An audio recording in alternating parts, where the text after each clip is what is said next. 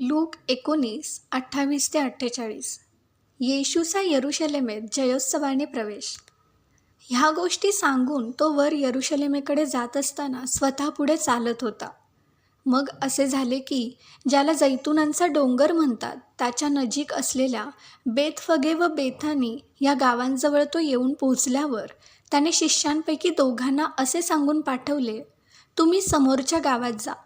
म्हणजे तेथे जातांचा ज्याच्यावर कोणी कधीही बसले नाही असे एक शिंगरू बांधलेले तुम्हास आढळेल, ते सोडून आणा. ते का सोडता असे कोणी तुम्हास विचारलेच तर प्रभूला याची गरज आहे असे सांगा. तेव्हा ज्यांना पाठवले होते ते तेथे गेल्यावर त्यास त्याने सांगितल्याप्रमाणे आढळले.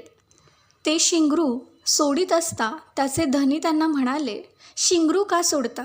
तेव्हा ते म्हणाले, प्रभूला याची गरज आहे.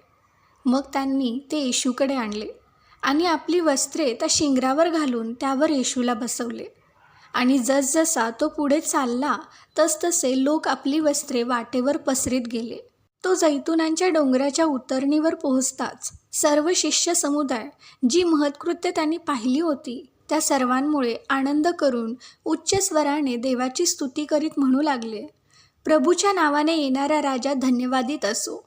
स्वर्गात शांती आणि ऊर्ध्वलोकी गौरव. तेव्हा लोकसमुदायातील काही पुरुषांनी त्याला म्हटले, गुरुजी, आपल्या शिष्यांना दटवा. त्याने म्हटले, मी तुम्हास सांगतो, हे गप्प राहिले तर धोंडे ओरडतील. यरुशलेमेकडे पाहून येशूने केलेला विलाप. मग तो शहराजवळ आल्यावर त्याच्याकडे पाहून त्याकरता रडत रडत म्हणाला, जर तू निदान आज शांतीच्या गोष्टी जाणून घेतल्या असत्या तर किती बरे झाले असते. परंतु आता त्या तुझ्या दृष्टीपासून गुप्त ठेवण्यात आल्या आहेत. कारण पुढे तुला असे दिवस येणार आहेत की त्यात तुझे शत्रू तुझ्याभोवती मेढेकोट उभारतील व तुला वेढतील. तुझा चहूंकडून कोंडमारा करतील. तुला व तुझ्या मुलाबाळांना धुळीस मिळवतील आणि तुझ्यामध्ये चिऱ्यावर चिरा राहू देणार नाहीत. कारण तुझ्यावर कृपादृष्टी केल्याचा समय तू ओळखला नाहीस. येशू मंदिराचे शुद्धीकरण करतो.